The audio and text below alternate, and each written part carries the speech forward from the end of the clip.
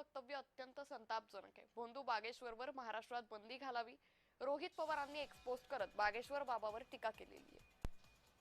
तर रोहित पवारांनी एक्सपोज करत ही प्रतिक्रिया व्यक्त केल्याचं पाहायला मिळतंय। बागेश्वर बाबाच्या छत्रपती शिवरायांबाबत वक्तव्यावरती रोहित पवारांनीही संताप व्यक्त केलाय। तर शिवराय थकले आणि राजपाट समर्थकांकडे दिला। तर तथाकथित बागेश्वर नामक भोंदूचं वक्तव्य संतापजनक आहे।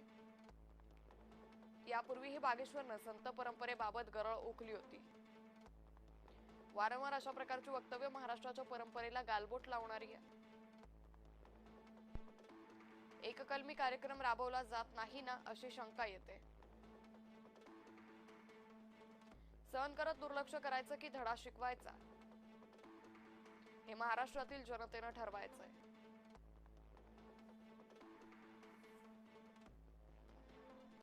आता दादांच्या वेळेस पण पवार विरुद्ध पवार झालं। किती मनामध्ये इच्छा नसेल, पक्ष वेगळे राहतीलच, कारण का आम्ही विरोधात आहोत आणि उद्या जाऊन मग तिथं जय उभा राहिला, इथून युगेंद्र तिथं असू शकतं। त्यामुळे ह्या अनुषंगाने पवार विरुद्ध पवार हे बारामतीमध्ये किती लोकांची इच्छा नसली तरी होऊ शकतं। आणि शेवटी झालं असं आहे की पवार विरुद्ध पवार व्हावं ही लोकांची इच्छा नाही,